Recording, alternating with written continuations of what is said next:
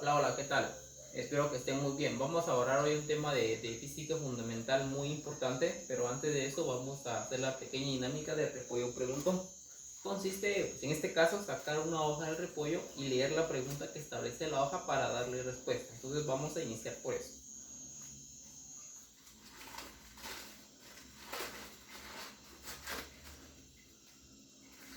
La pregunta dice, mencione dos características de un vector.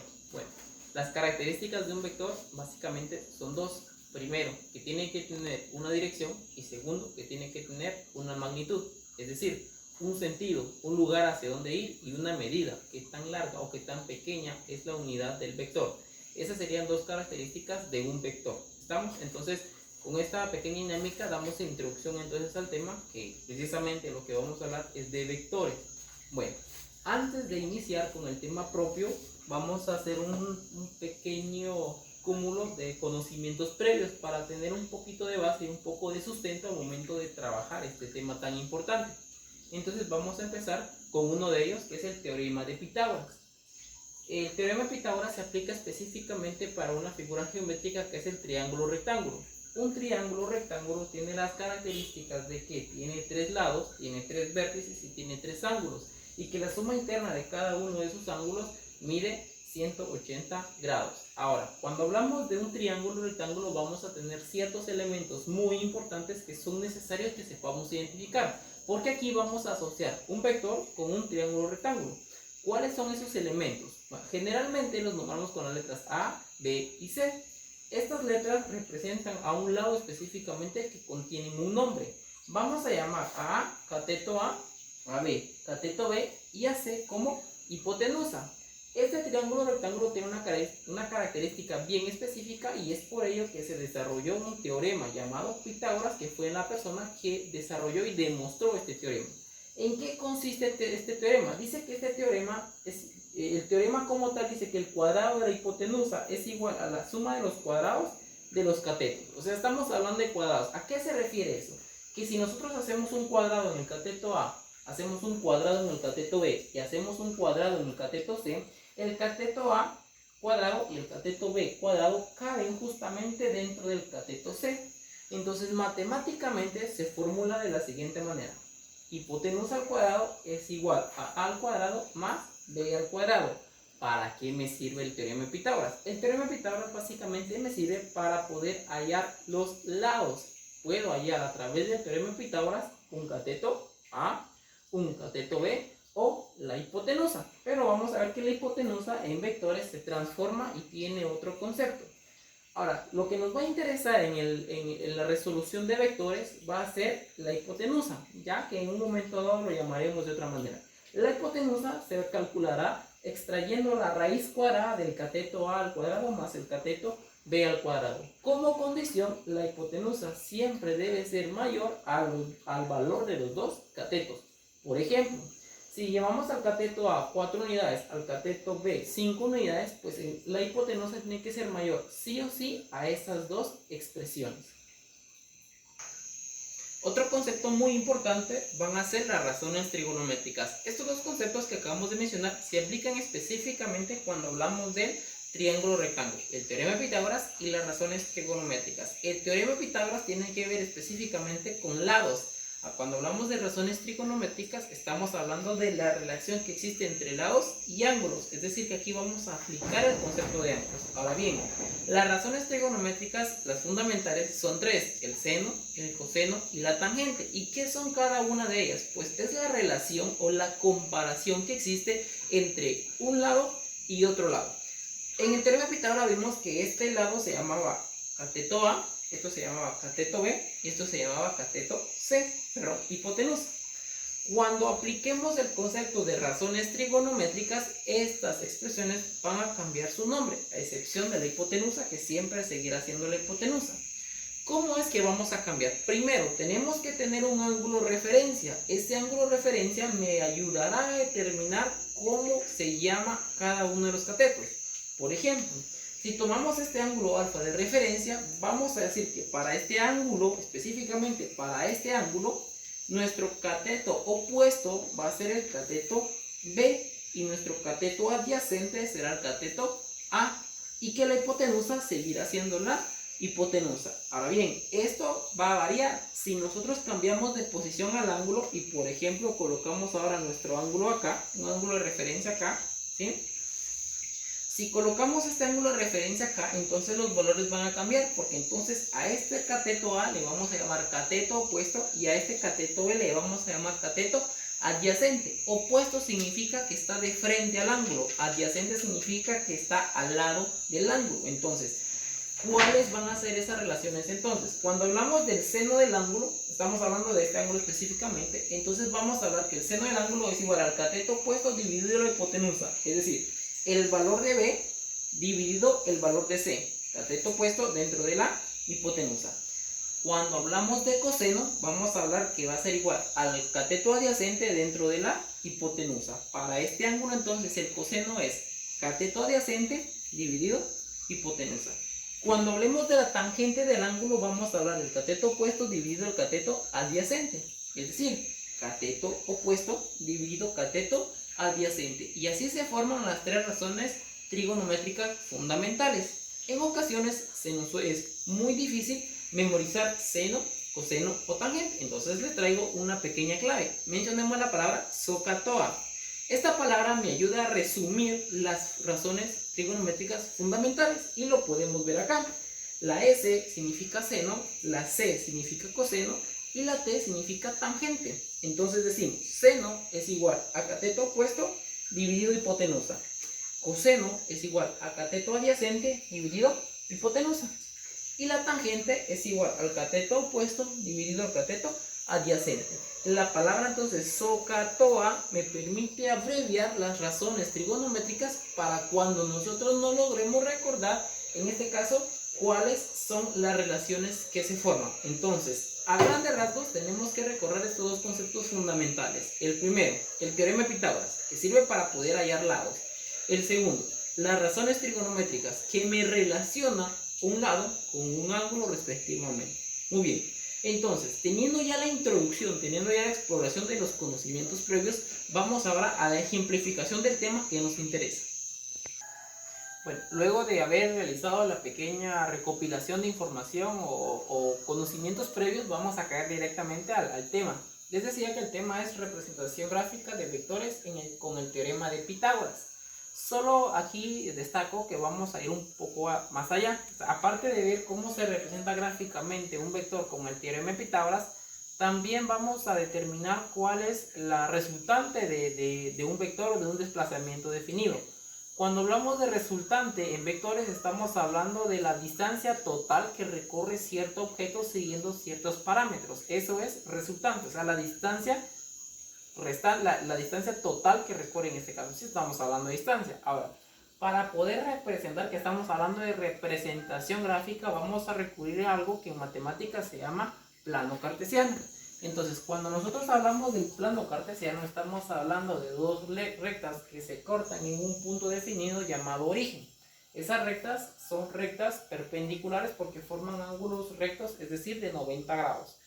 Cuenta con cuatro aspectos bien importantes. Tiene el cuadrante número 1, el cuadrante número 2, el cuadrante número 3 y el cuadrante número 4, en sentido contrario a las agujas del reloj. Cuando hablamos de cuadrantes y de que se intersectan, entonces formamos dos rectas, una de forma horizontal y otra de forma vertical. La forma horizontal nosotros la representamos con el eje de las X, del centro hacia el lado derecho, eje X positivo, del centro hacia el lado izquierdo, eje X negativo. Del centro hacia arriba, eje Y positivo, y del centro hacia abajo, eje Y negativo.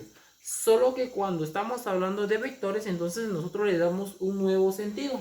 ¿Por qué un nuevo sentido? Porque en este caso vamos a definir cada uno de los ejes como un punto cardinal. Y aquí es donde vamos a recurrir a lo que conocemos como norte, sur, este, oeste. Entonces vamos a determinar, ¿sí? La parte superior le vamos a llamar norte. La parte inferior, sur.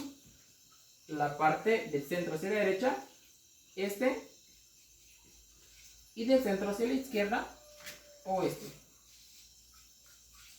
Entonces tenemos ya los cuatro puntos cardinales y aquí vamos a definir la dirección o el sentido que un vector va a tener.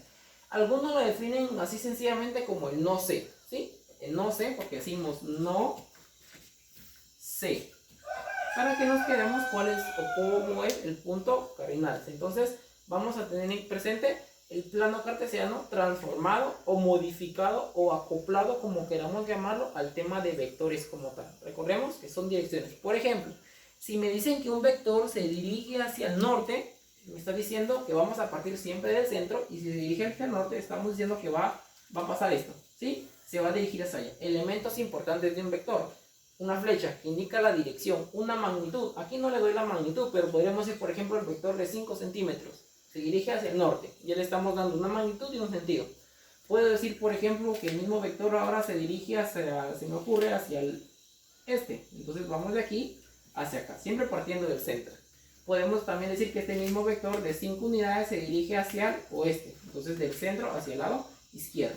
Entonces este va a ser el comportamiento en cuanto al movimiento de los vectores en el plano cartesiano: norte, sur, este, oeste, dependiendo hacia dónde se dirija.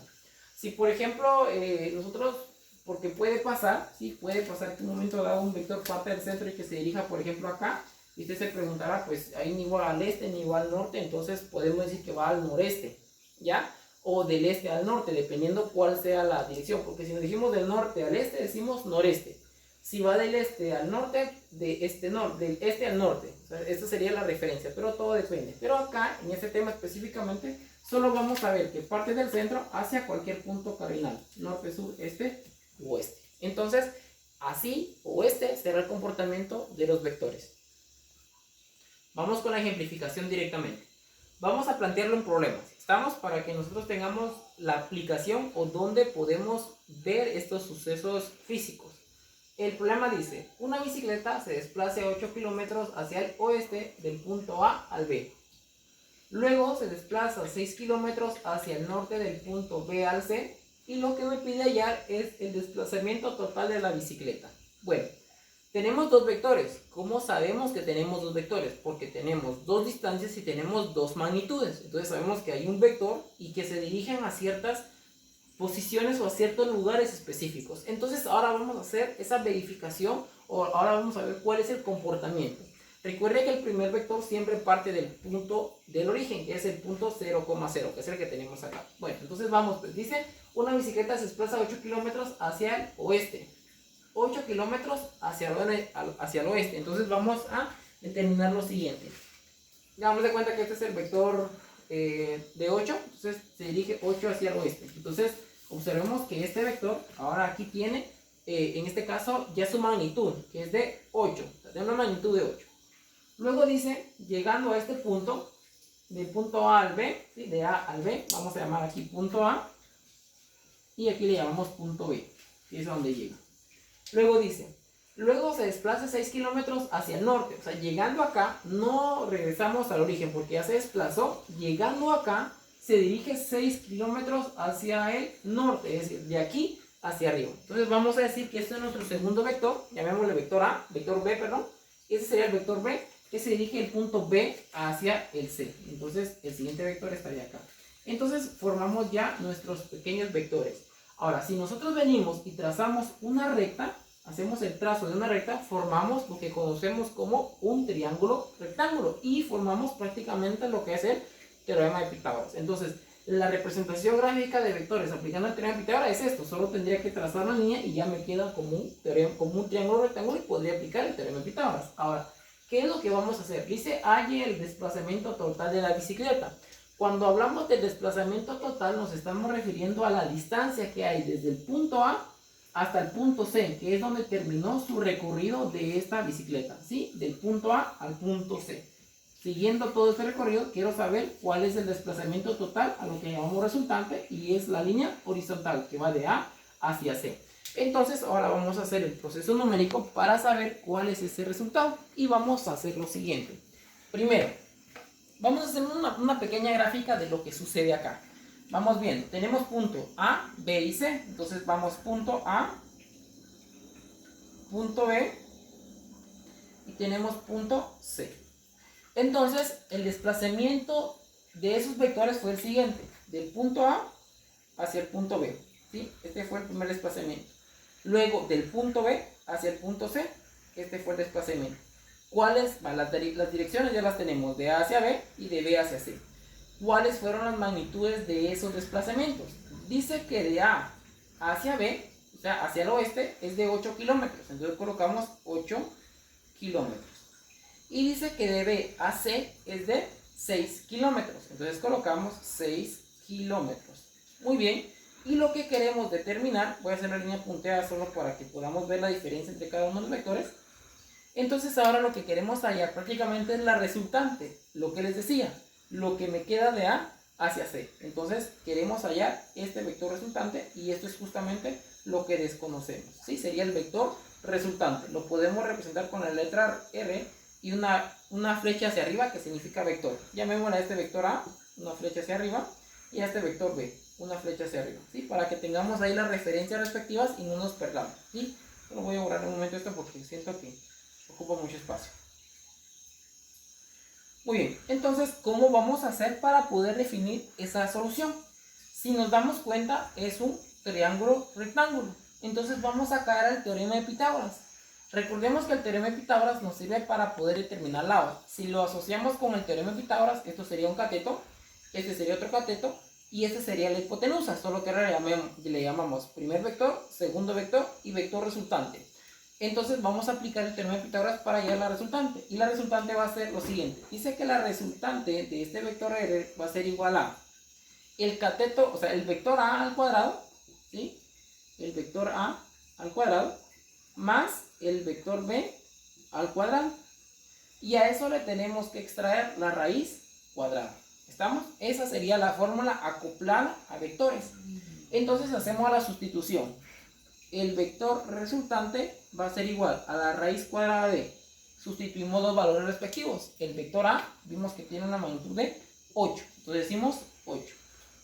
Eso va. Las magnitudes, ya sé que vamos llevando kilómetros, al final va a ser kilómetros. Lo que podemos hacer es obviar esa palabra kilómetros, ¿ya? Entonces, pero para que no nos perdamos, lo voy a colocar mejor. 8 kilómetros al cuadrado más el vector B al cuadrado, que sería 6 kilómetros al cuadrado. Muy bien, vamos resolviendo. El vector resultante va a ser igual a la raíz cuadrada ¿de qué? Veamos, 8 kilómetros al cuadrado, 8 por 8 es 64 kilómetros al cuadrado, más 6 por 6, 36 kilómetros al cuadrado. Bueno, antes de sacar raíz cuadrada, hacemos la primera operación. ¿Estamos? Entonces, sigamos. El vector resultante sería en este caso lo siguiente. La raíz cuadrada de, hacemos la suma, 64 más 36, que me da 100 kilómetros cuadrados. Y ahora, el vector resultante sale específicamente de la raíz cuadrada de 100, que sería 10. Y kilómetros al cuadrado, raíz cuadrada, sería únicamente kilómetros. Entonces tenemos que nuestro vector resultante es de 10 kilómetros. ¿Qué significa ese 10 kilómetros? Porque es bien importante, no solo hacer la parte numérica, sino que nosotros podamos identificar qué significa este dato. Ese dato significa lo siguiente. Nosotros salimos del punto A hacia el punto B y del punto B hacia el punto C. Entonces, el desplazamiento total que hubo de A a C es de 10 kilómetros. Es decir, que esta persona recorrió 10 kilómetros de distancia desde el punto de partida hasta el punto de llegada. Eso significa esos 10 kilómetros. Ahora, nosotros acá tenemos otro elemento importante, porque les dije, o como introducción vimos lo que era el teorema de Pitágoras, ya fue aplicado, y las razones trigonométricas. Yo les dije que un vector siempre iba a tener dos características, y esto es un vector. Primero, magnitud y dirección. Y de este vector solamente conocemos la magnitud, que es 10 kilómetros. ¿Qué me hace falta conocer? La dirección. La dirección en este caso se va a dar a partir de un ángulo. Ahora, ¿cuál es el ángulo o cuál es el valor del ángulo que quiero encontrar? Pues veamos que el punto A es el punto de partida, porque si nos hacemos la idea, acá tenemos nuestro plano cartesiano. ¿Qué es lo que tenemos en la parte de allá de nuestro pequeño cartel? Entonces, prácticamente el ángulo que nosotros quisiéramos encontrar es este que tenemos acá, este de acá. Entonces, vamos a hallar este ángulo que le vamos a nombrar con esta letra. Ahora veamos. ¿Cómo voy a encontrar este ángulo? Pues asociando lados. Aquí en este caso puedo asociar esto con esto. Ahora, si esto es mi ángulo de referencia, esto sería cateto opuesto y esto sería cateto adyacente. Entonces recordemos las razones trigonométricas. ¿Qué me serviría? Seno, coseno o tangente. Entonces vamos a relacionar el opuesto con el adyacente. Entonces el ideal sería la tangente, que relaciona el opuesto con el adyacente. Muy bien, entonces hacemos esta sustitución y decimos lo siguiente. Para poder hallar la dirección vamos a decir tangente del ángulo es igual al cateto opuesto dividido el cateto adyacente. Cateto opuesto que es 6 dividido cateto adyacente que es 8. Me queda 6 octavos. Hacemos esa división. Tangente del ángulo es igual 6 dentro de 8. Esa es una cantidad decimal. Entonces decimos 6 dividido entre 8 y como respuesta queda 0.75.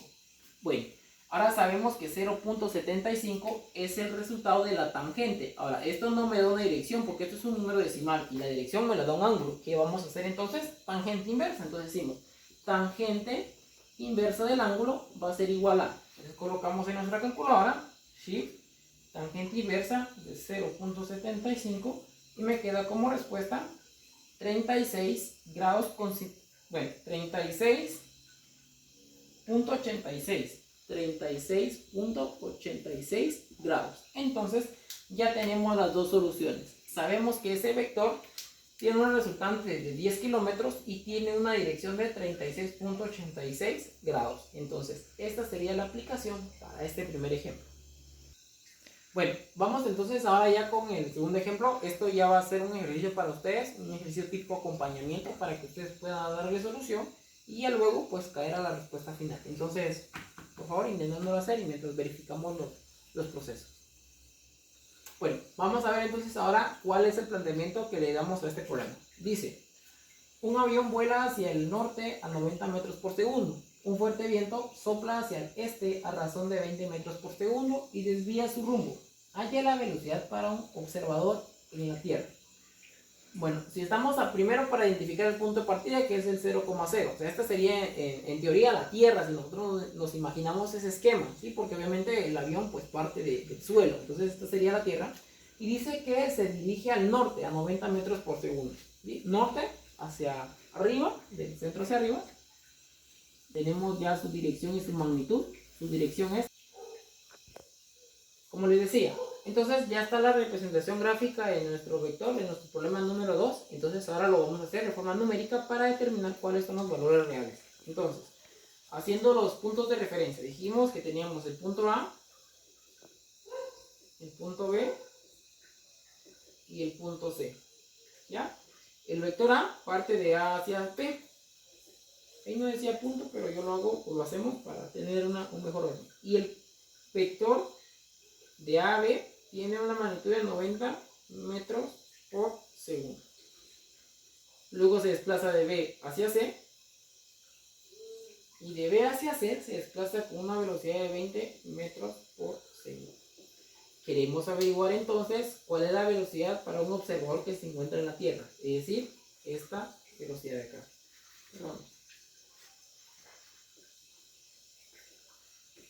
Queremos hallar esta velocidad de acá.